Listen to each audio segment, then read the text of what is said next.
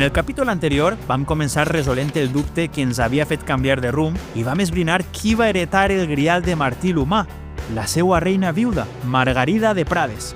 També vam descobrir que Alfons V el Magnànim el va recuperar anys després i el va traslladar a la nova capital de la corona, València. Sabent que anàvem de nou darrere de la pista correcta, vam anar cap allí amb prèvia parada en la impressionant cartoixa de Portaceli. Una vegada a la capital, vam comprovar a l'arxiu del Regne de València que, d'una manera o una altra, el grial va arribar a la ciutat. Amb esta certesa, seguim el seu rastre pictòric, del Joan de Joanes al Museu de Belles Arts al Francesc Ribalta de l'Església del Patriarca, que, sorprenentment, no representa el Sant Sopar en una taula rectangular, sinó en una redona. No vos recordo una altra taula famosa?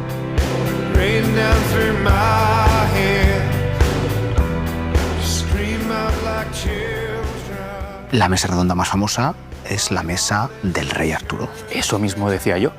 Además, yo recuerdo que Solsona ya nos contó que los caballeros del rey Arturo fueron en busca del Santo Grial. Es decir, tenemos una mesa redonda con los 12 apóstoles, ¿no? Que sería una metáfora de los 12 caballeros artúricos. Hay una conexión. Suena bien. Del mismo modo que también hay 12 signos del zodíaco o 12 dioses del Olimpo. Pero yo creo que me encaja más las 12 tribus de Israel, seguramente. En l'última etapa ens ha quedat clar que els pintors de l'època representaven el grial com el Sant Calze de València perquè anaven en persona a veure'l a la mateixa catedral. Ara anem a la Universitat Politècnica a trobar-nos amb el catedràtic en disseny Gabriel Songel, que ens ensenyarà un inventari amb missatges encriptats sobre el grial, tot un misteri.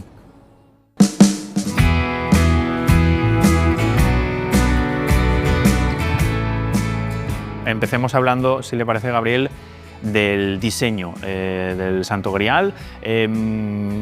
¿A qué patrón de diseño responde según sus estudios? Bueno, lo sorprendente fue que los patrones de diseño que se utilizan en las marcas de cantero ya se conocían en la historia del arte y se pueden aplicar sobre cualquier marca que veamos en la ciudad y en cualquier otra ciudad medieval.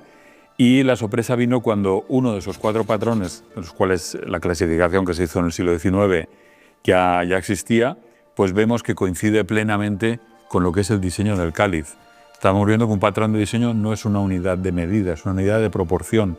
Por lo tanto, es sorprendente pues, que el nodo central coincide con los puntos críticos del cáliz, la altura, la proporción de la copa original, la proporción de la naveta que está en la abajo, las tangentes de las asas por donde pasan. Da a entender que el orfebre que compuso el cáliz tal cual lo conocemos ahora mismo tenía un conocimiento de geometría profundo y tenía conocimiento de lo que eran las marcas de cantero en aquella época.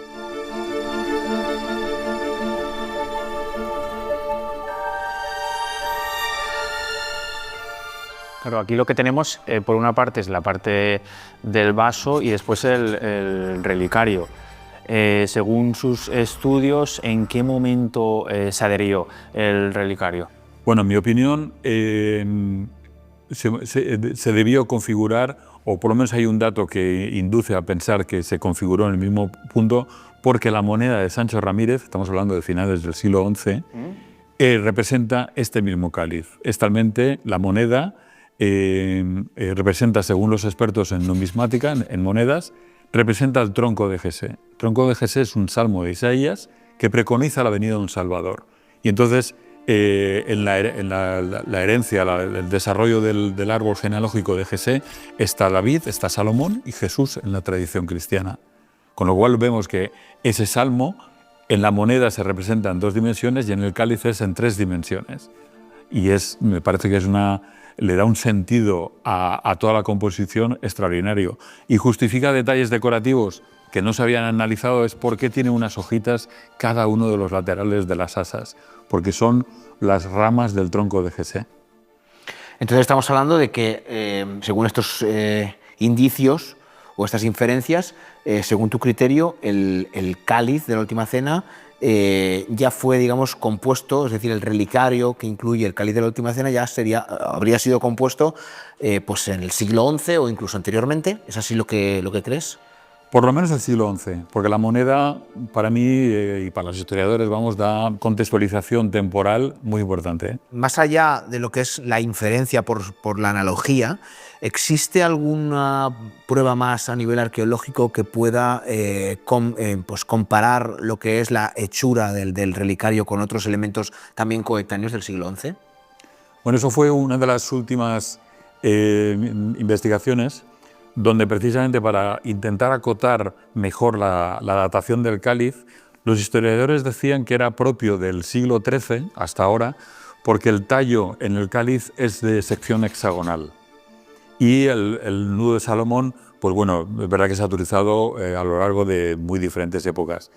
En la investigación reciente apareció el cáliz de Doña Dulce, que es del siglo XII, pero ya tiene el tallo hexagonal, con lo cual, según los historiadores, podía ser el elemento perdido, el eslabón perdido, que daba continuidad a que bueno, pues ya se configuraban los cálices de esa forma 200 años antes.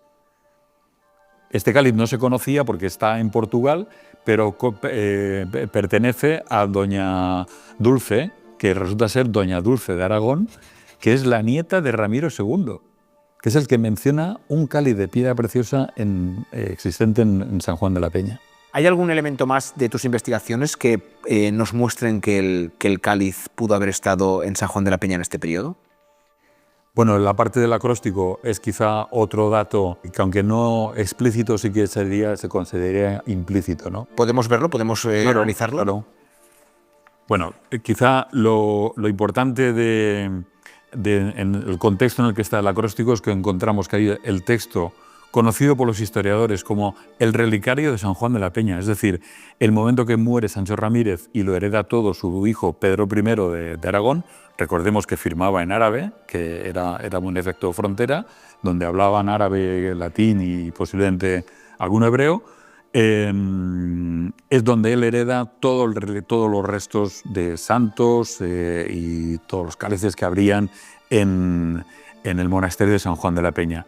Ese documento, si analizamos su composición, obedece a unas directrices geométricas extraordinarias. Está perfectamente calculado dónde estarían los límites de las cajas de texto, dónde cortarían, a qué altura, por abajo dónde debería cortar. Es decir, había un estudio muy minucioso y un conocimiento de cómo se había que estructurar ese texto. ¿Se refiere a la escritura, a la estructura del texto? Sí, lo que ahora mismo llamaríamos maquetación. La maquetación, exacto. Pues ya tenían criterios muy desarrollados, estamos hablando del siglo XI, porque los historiadores lo utilizan como datación, como dato fidedigno de cuándo empieza el reinado de Pedro I de Aragón, ¿vale?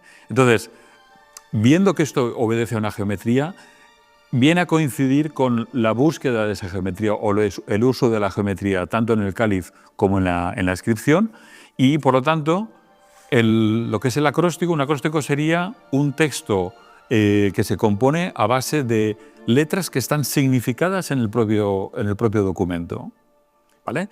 Entonces, uniendo esas letras es como aparece la citación al cáliz. Es decir, letras sueltas que a priori no están unidas por la palabra, pero que tienen otro significado si se unen, ¿no? Exacto. De acuerdo, se unen con una estructura determinada. En este caso, ¿qué estructura tenemos? Vale, lo que habría que determinar es cuáles son las letras más llamativas. Tenemos la C, porque es en el glosario, en el diccionario de la época, el texto se ha insertado en la parte C, pero la primera A es del año en el que se toma el reinado.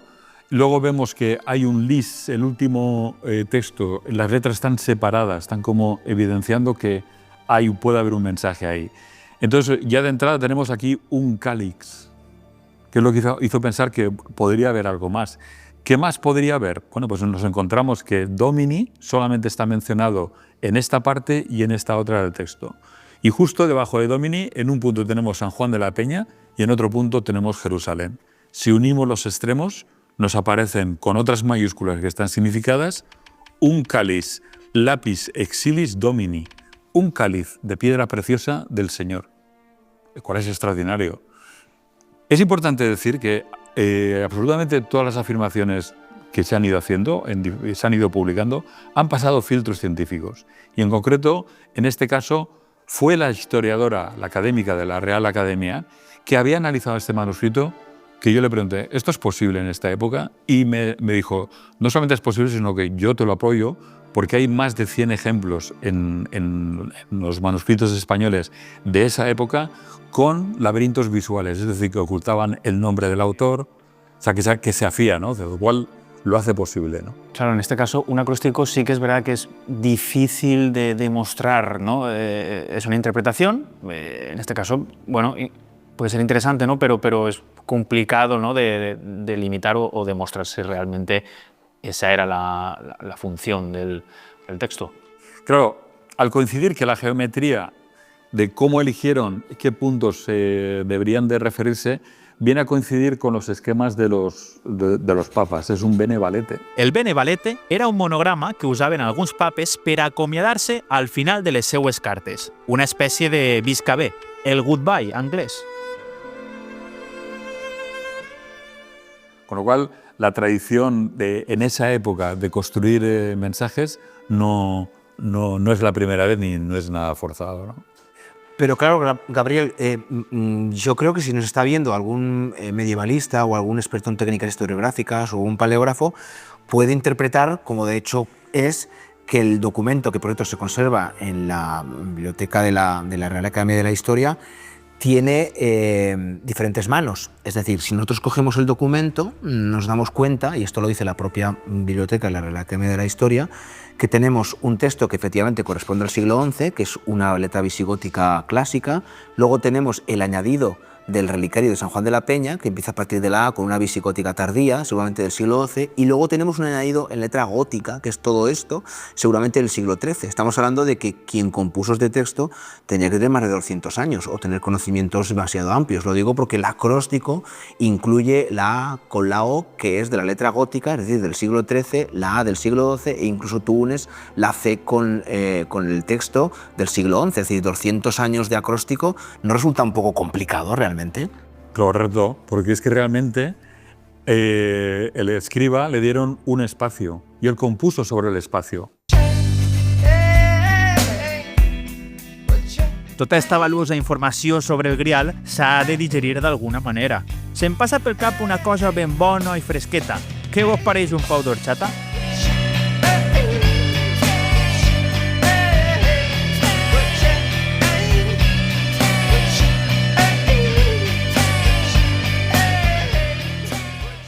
Buen día, buenos días. Aquí tenemos el reto hoy de que nos enseñes a preparar una auténtica horchata natural y artesanal. Es un reto, Darío, que tenemos, pero a ver qué sale de aquí. Si sale bien, igual nos montemos un negocio, el Darío y yo. Además tengo ganas de probarlo. Lo hablamos, vale, estamos dispuestos. A ver, lo primero de todo, ¿qué necesitamos para preparar horchata? Materia prima. La chufa. De la mejor calidad, ¿no? De la mejor calidad. Chufa. ¿Vale? De aquí, de Valencia. La chufa, para los que somos aragoneses, entiendo que es un fruto seco, ¿no? No, Es un tubérculo. Es un tubérculo Vale. Que se ha secado, pero no es un Vale, fruto pues seco. no es una original está, vale, sin secar. ¿Esto se puede comer así? ¿Qué sabor tiene Sí, realmente? sí, tiene un sabor que recuerda a la almendra, la nuez, la fibrosidad del coco. Como tostado, ¿no? Sí, un poquito, un poquito. ¿Te agrada, Darío? Ah, bueno, va, no voy a probarla. Esta está a remojo, ¿vale? Coco, ¿Eh? mezcla del coco. Sí, un poquito de almendra, un poquito de nuez a lo mejor. Además, José, es un superalimento. La chufa se ha demostrado que tiene muchas propiedades y, bueno, es muy nutritiva. Hay un estudio de un instituto oftalmológico de Valencia que 10 gramos de chufa todos los días te ayuda a evitar el tema del cáncer en la vista. en la pupila. Sí, porque aumenta los puntitos, no te cambia el color del iris, pero aumenta los puntitos, con lo cual filtras mejor los ultravioletas. Una maravilla, la chufa. Esto lo pones, está puesto a remojo, ¿no? Previamente. Esto se ha puesto a remojo unas 24 horas, se cambia el agua. Ten en cuenta que esto es un tubérculo bajo tierra, ¿vale? Esto se seca un poquito, le salen grietas y demás, ahí se queda algo de tierra, algo de suciedad. Entonces hay que hacer que se hinche la chufa, ves como las redonditas, para que se abra el poro y podamos limpiar todo. ¿Cómo se hace la horchata? Pues nada, habéis pedido artesanal, ¿eh? No hay libro de reclamaciones, no se aceptan quejas, ¿eh? Adelante. Os cogéis cada uno un mortero ¿Un mortero? y nada. Venga, ponéis a empezamos picar. ¿A picar? ¿Sí o no? A picar, Como sí, si sí. fuéramos una yoli. Sí, sí, una yoli. Si fem una Està un poquet més dureta, saps? Però sí. Més dure que l'ai, sí. Esta Ya va. ya pica un poco. Pero bueno, con una chufa, ¿qué hacemos? Bueno, José, por favor. Una, ¿has puesto solo una? No, tiene varias, pero hay que ir poco a poco, Darío. Bueno, tío, José, mejor- no hemos estado... Hazlo tú, tío, mejor. Ah, mira, tú ¿De te qué pareces año normal de- el aragonés este que no quiere ni... Trae, déjame el gordo, picar. porque ese tiene... Vamos, Madre de dale, que no, Señor. no cazo. Ahí, ya va. Seguimos con más. Esto ahora seguiríamos triturándolo, Serio. hacerlo muy pequeñito para que sacamos los azúcares, la fibra, la grasa, todas sus esencias, y luego lo pasaríamos por un colador, donde separaríamos la parte líquida de la parte sólida. De la parte sólida. Quitaríamos lo que es la pulpa, ¿vale? Vale. Y ya tendríamos prácticamente la horchata, azúcar al gusto de cada uno. No eches mucho de golpe para que no... Pues esto ya casi está, José. Va, ¿Cómo échalo lo tú, ves? échalo tú. ¿Lo ves bien o nos ha quedado ahí agua chirri? No, yo creo que bien, ¿no? Yo creo que ¿Notáis bien. el aroma? Sí que se nota muchísimo. Se nota, ¿verdad? Bueno, pues José, muchísimas gracias por enseñarnos a elaborar nuestra chufa. Yo creo que queda la prueba final, que lo probemos aquí mi compañero Darío y yo, a ver qué tal, si ha salido bien o no. Desde luego, si ha salido mal, no es por ti, porque ha sido muy gratificante todo. Vamos a ver. Bueno, como Buah. veo que me dejas fuera, yo me sirvo. ¿eh? Es que has dicho que no querías. Yo me sirvo, no tengo problema.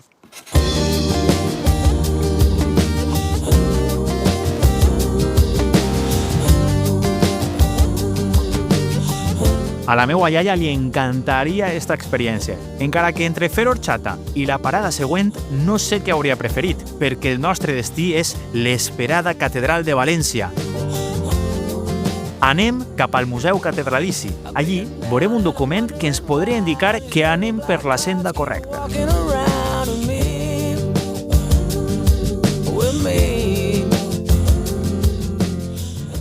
Bueno, Darío, aquí tenemos el documento donde se registra la entrada del cáliz. Bueno, mira, lo primero que yo veo es que, si recuerdas los documentos que trabajamos de 1432, que si no sabíamos si estaba o no el cáliz, este documento lo refrenda, ¿vale? Aquí sí. Eso es de 1467. Y fíjate que lo que dice enlaza con esos documentos. Esos documentos eran albaranes Del 32. del 32, como que quien había ejercido, digamos, quien había hecho el pago para que esas acémilas viajaran de Barcelona a Valencia, pasando por Portaceli, pues cobraran, ¿no? Entonces ahora tenemos el acta de, digamos, el inventario de todas De esas llegadas. reliquias. Cuando hacían un inventario, no es como ahora que nosotros, la lógica nos haría hacer ese inventario pues por Como una lista, como ¿no? una lista, Pam, pum, ¿vale? cualquiera Pero esto no es- redactado, ¿no? esto no es, está redactado uno tras otro, que ni siquiera está puntuado en muchos casos, Eso es. ¿vale? Entonces, aquí, gracias a Dios, los archiveros ya han localizado dónde está, para no tener que volvernos locos buscando en cada línea, ¿vale? Y aquí dice... Ítem localzer on Jesucrist consagrà los sanguis lo dijous de la cena, fet amb dues anses d'or, amb lo peu de la color que lo calzerés, guarnit a l'entorn d'or, amb dos balais e dos maragdes en lo peu e amb 28 perles covinents de gruix d'un pèsol entorn del peu del dit càlzer. Diu-se per en Francesc Ferrer que els dits balais són gravats. Y aquí lo curioso es porque lo describe. ¿No tendría ya que estar implícita su descripción? Me refiero, si es el cáliz que todos conocemos, que ya tenía una forma muy característica, con la naveta, con las dos asas, etc. Sin embargo, aquí lo describe, ¿no? Bueno, es Esto a mí como- me hace pensar, ¿eh? Pero también puede ser como que es como una forma de registrar claramente Vale. lo que acaba de entrar, ¿no? Podemos quedarnos ahí o podemos pensar ¿Tú qué piensas? que lo describe básicamente para que que no haya equívoco. Es decir, este es el cáliz que ha llegado y no otro. Y para eso lo describo, no vaya a ser que haya más rondando por ahí. Es curioso, ¿eh? Bueno, yo ahí lo dejo. sí, sí. ¿eh? Pero bueno, lo que está claro es que tenemos el documento, Con descripción de detalles Exacto, y que nos ¿vale? aclara la entrada. Además está en los registros notariales, es decir, es un acta firmada y que de alguna manera certifica que el cáliz viajaba en esa acémila, es decir, en ese convoy que sale de Barcelona, pasa por Portaceli y llega a Valencia. Menos mal.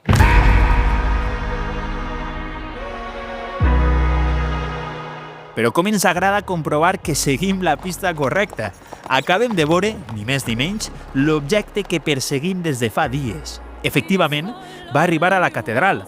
No queda res per a veure el grial. Crec que ha arribat el moment de donar-li el primer premi. Ho endivineu? Ens menjarem una paella, que ja toca. Nothing else matters now, you're not here. So where are you? I've been calling you. I'm missing you. Where else can Bueno, Darío, aquí tenemos a Lluís del restaurante Toni Montoliu, que son una referencia de la auténtica paella tradicional valenciana hecha a leña. Y bueno, Lluís, el objetivo es que a ver si Darío aprende realmente lo que es una buena paella auténtica y no el arroz con cosas, que eso no es paella, ¿vale? Efectivamente. Ingredients. Aceite de oliva, sal, ¿vale? El pimentón dulce, siempre dulce. Dulce, ¿no? Dulce, ¿vale? Muy bien. ¿Vale? Azafrán, Sí.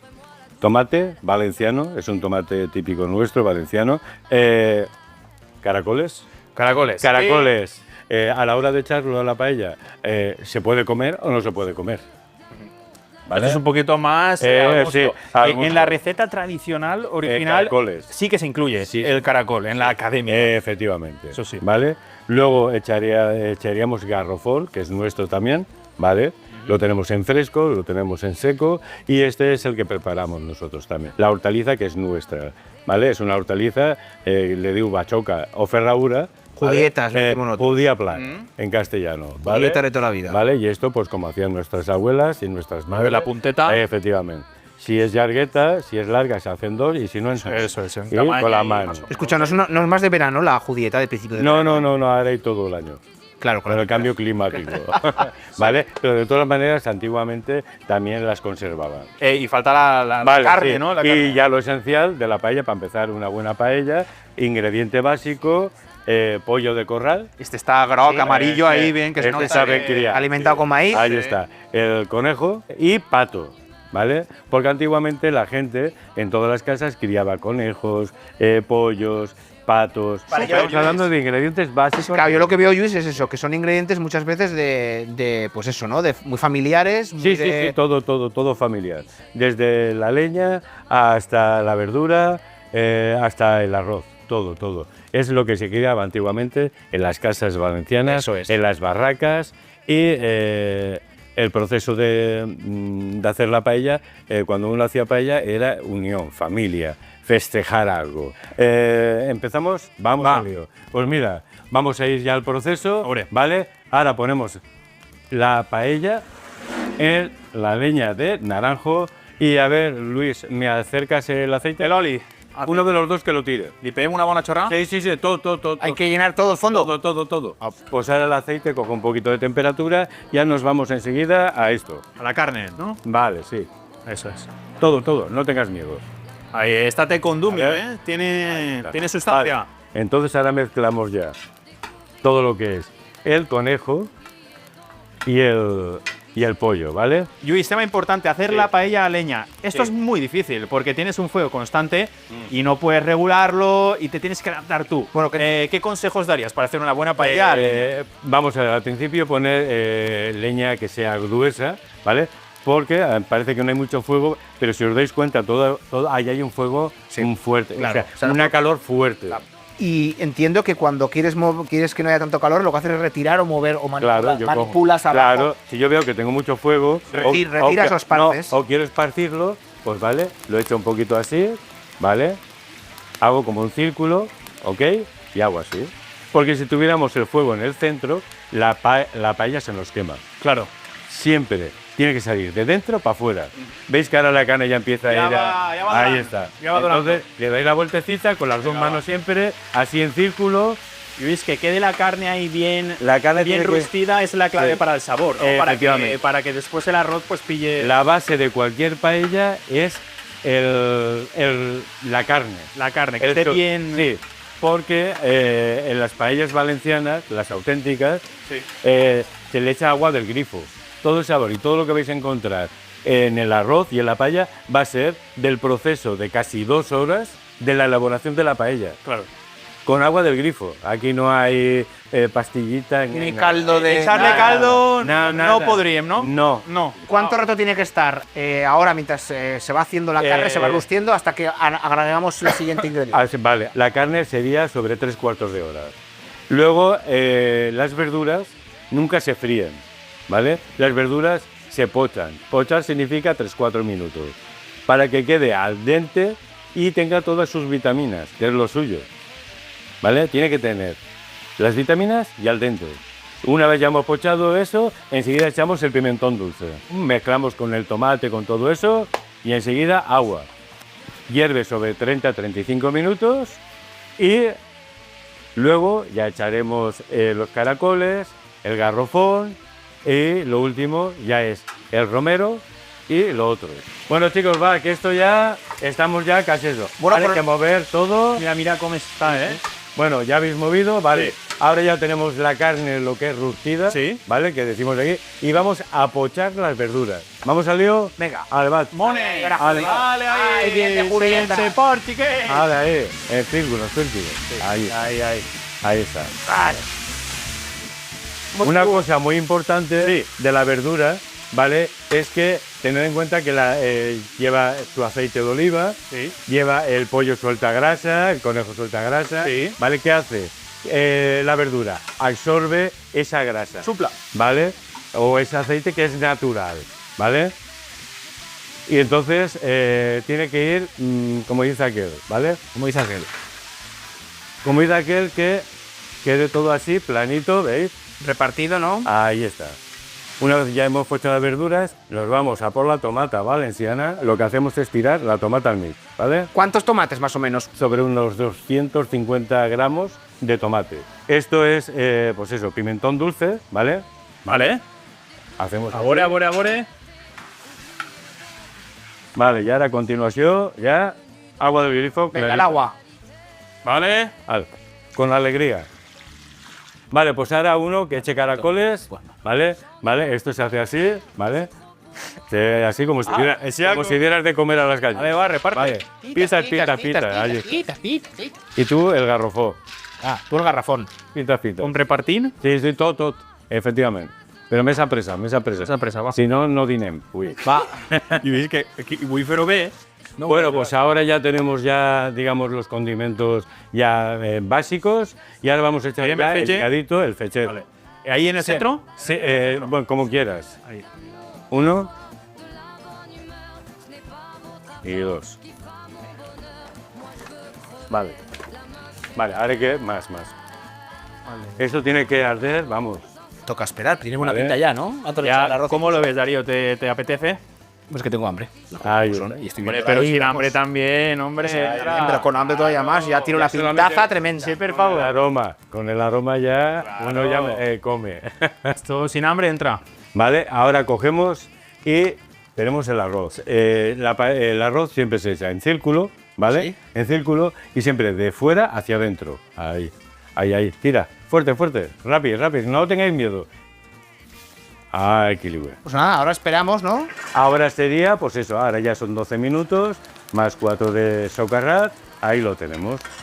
Y eso sería la finalidad de una paella valenciana. Pues nada, chicos, Luis. un placer. Bueno, y cuando Luis, queréis muchas comer gracias. arroz, ya sabéis dónde tenéis que venir. Gràcies per tot. Porque esto nos lo vamos a comer. Hombre, Hombre, claro, no. hombre. Hombre, tú dirás. Vamos allá. Tous vos clichés, bienvenue dans ma... Darío, momento decisivo.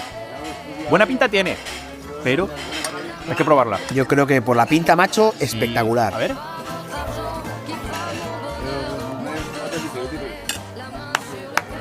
Está buenísima. Brutal, tío. Brutal. ¿Es por nosotros o por Luis, que estaba...? Igual es el fuego de leña. Igual es el fuego, más que nosotros, Esta classe de cuina me la guarde per a triomfar els diumenges. Quin privilegi! I ara anem amb el professor Fontana, que qüestionarà la possibilitat de que el Sant Grial provinga de Jerusalem. Esta nova hipòtesi naix d'una carta recentment descoberta del rei aragonès Jaume II demanant el Grial al sultà d'Egipte. D'esta manera, la relíquia no hauria arribat a Sant Joan de la Penya des de Roma, gràcies a Sant Llorenç, sinó molt de temps després. De fet, va ser només unes dècades abans de ser entregat a Martí l'Humà. Toca analitzar esta nova possibilitat. La primera vez que aparece una referencia fehaciente a la existencia del cáliz es en el año aproximadamente 385, si no me equivoco, cuando Egeria, la monja peregrina, escribe a sus sorores en el occidente cristiano, no sabemos si en el Bierzo o en Galia, no lo sabemos, pero Egeria menciona que ella ha visto en Jerusalén un cáliz. En Jerusalén. En Jerusalén. Ese cáliz de Jerusalén no puede ser evidentemente el mismo cáliz que el cáliz de origen laurentino, porque el cáliz laurentino teóricamente fue enviado desde Roma a Huesca en 258. En 385, Egeria está viendo el cáliz. Está viendo el cáliz junto con una colección de objetos, importantísimos relacionados todos ellos con la pasión. Está viendo la caña, la esponja en la que Cristo en la cruz está bebiendo el vinagre, ve el cáliz, ve por supuesto la cruz. Esa cruz es durante el saqueo persa del rey Cosroes, es secuestrada y llevada a Ctesifonte, capital del imperio persa, y ahí se llevan los objetos. Heraclio, el emperador bizantino, derrota a los persas y recupera algunos objetos. Sabemos que Heraclio, con toda seguridad, recupera la cruz, porque Heraclio entra en Jerusalén cargando con la cruz de Cristo, la que había secuestrado Cosroes. En el Santo Sepulcro vuelve a aparecer otra vez la caña, vuelve a aparecer otra vez la esponja, una caña, una esponja que nadie había visto nunca hasta el siglo IV, por supuesto. ¿De acuerdo? Y de repente vuelve a desaparecer del mapa, porque a comienzos del siglo VII, muy poco tiempo después de que Heraclio recupera la cruz y la devuelve a Jerusalén, los musulmanes, los árabes, invaden Jerusalén y ahí desaparece la caña, la cruz, y desaparece todo. ¿De acuerdo? A fines del siglo XIII, vuelve a aparecer la mención de que Jaime II de Aragón pide al sultán. Es decir, Gonzalo, que tú lo que dices es que de estar el cáliz ahí, en este saqueo, pues habría desaparecido, ¿no? A mí no me cabe duda de que el cáliz que estuvo en San Juan de la Peña es el mismo objeto que lleva 700 años en la Catedral de Valencia. Eso es absolutamente incontrovertible. Ahí tenemos documentos que hemos visto y que lo... Eso es incontrovertible. Sí. El problema es que históricamente no hay forma de demostrar. Primero, no sabemos si el cáliz que había en San Juan de la Peña es el mismo que está reclamando Jaime II al sultán de Egipto, al sultán mameluco de Egipto. Es decir, eso en ningún momento existe un acta ni ningún documento que diga que ese cáliz ha salido del Cairo. Claro. Tenemos una petición, pero no tenemos una acta de entrega de que finalmente llegó. Sí sabemos que en el Cairo tienen un cáliz. Sí sabemos que en el Cairo tienen un cáliz, con toda seguridad, que dicen que hace milagros y que es el de la Última Cena. ¿Cómo explicar el vínculo entre el objeto desaparecido en el saqueo persa? ¿Es el mismo objeto que aparece en el Cairo haciendo milagros? No sabemos si es el mismo. Y por supuesto, con absoluta y radical seguridad, no hay forma de vincular el cáliz que es mencionado en 1 Corintios 11, es el texto más antiguo del cristianismo, en donde se menciona la cena de Jesús. Es un texto compuesto en el año 52. Y no hay ninguna forma de vincular ese objeto con el que vio Egeria en el siglo IV. Tampoco sería absolutamente inverosímil que el sultán, si se quiere llevar bien con el rey de Aragón, porque tienen sus alianzas y sus negocios, le hubiera enviado la pieza y bueno, esa pieza, por algún tipo de razón, yo he hecho también mis propias indagaciones y he tratado de rastrear en el cartulario de San Juan de la Peña si existe algún tipo de vínculo específico entre el rey Jaime II y el monasterio de San Juan de la Peña. No he encontrado nada de particular. Es decir, no son particularmente amigos. Es decir, los vínculos de Jaime II son mucho más mediterráneos que pirenaicos. ¿De acuerdo? Es decir, ¿por qué razón les va a entregar precisamente a los monjes de San Juan de la Peña esa pieza? ¿Por qué no la conservó en su poder?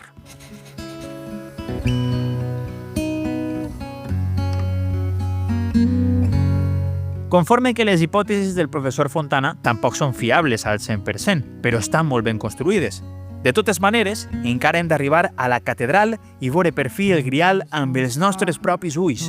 Pot ser així, en viu i en directe, aclarim els dubtes Fem l'última parada, la capella del Sant Calze.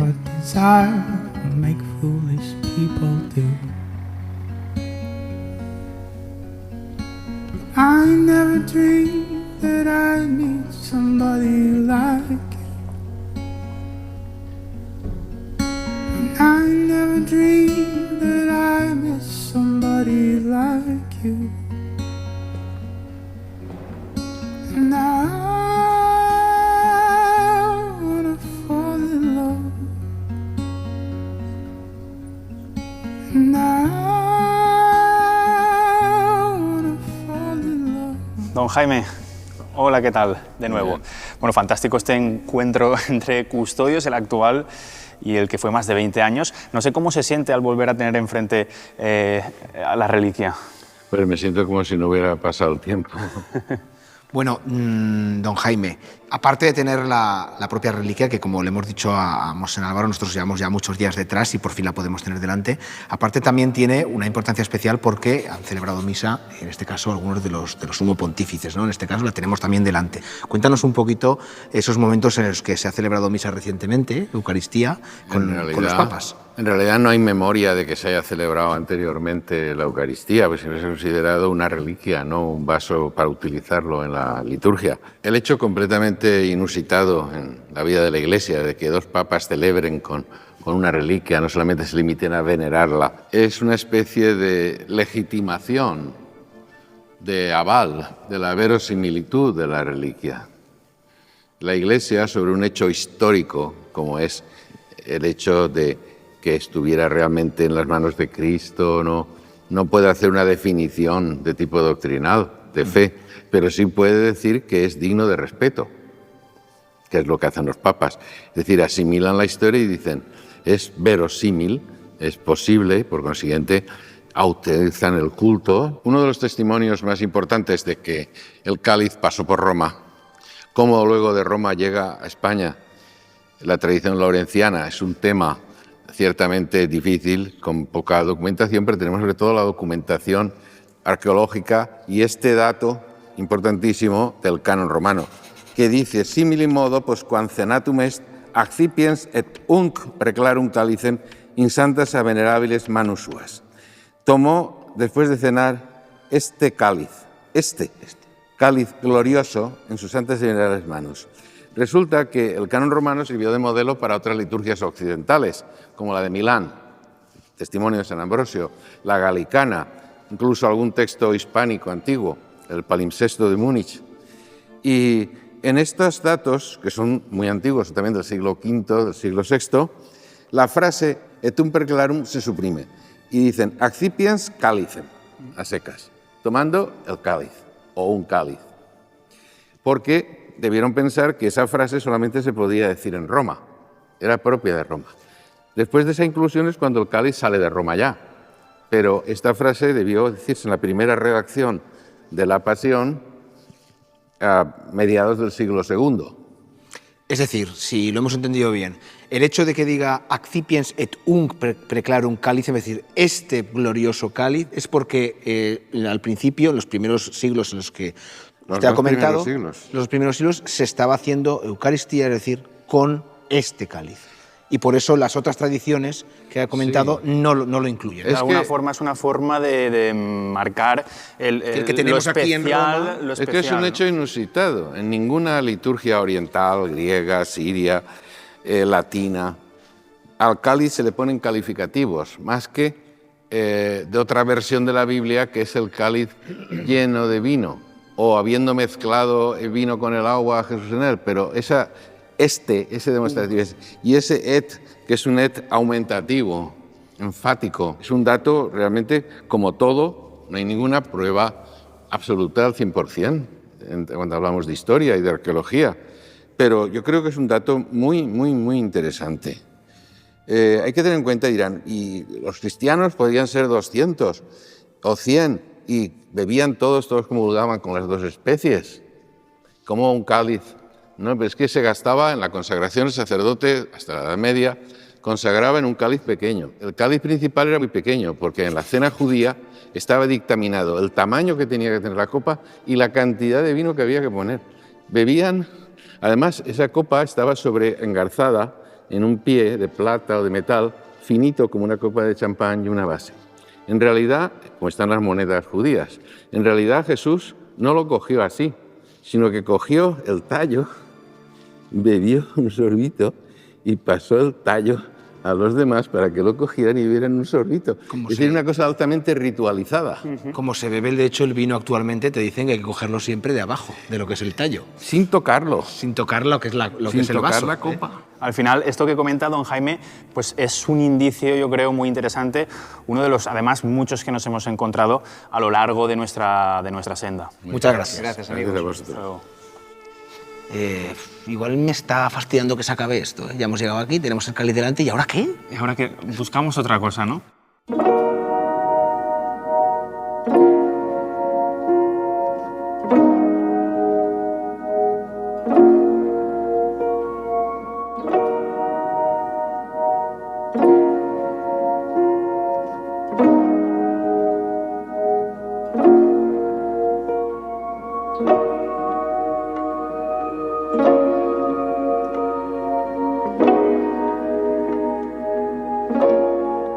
Missió complida.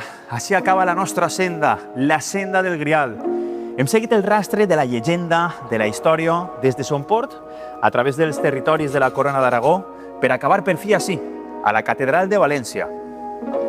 Y lo hacemos delante de la reliquia más preciada de la cristiandad. Un objecte o idea de poder per a alguns. La reliquia más venerada para otros. En qualsevol cas, el nostre calze ha sobreviscut al pas dels segles. Són diverses i contràries les hipòtesis de com va arribar fins ací. Más sólidas en algunos casos. Més fràgils en altres. I és que no hi ha llums sense ombres. De fet, són unes quantes les que envolten la veracitat del Sant Calze de València. Però, mentre no es demostre el contrari... Sabemos con total certeza que el Grial estuvo primero en San Juan de la Peña. I després va arribar ací, a València. Si és o no el que Jesucrist va utilitzar en l'últim sopar, quedarà en el misteri. Però que avorrida seria la vida sense misteris.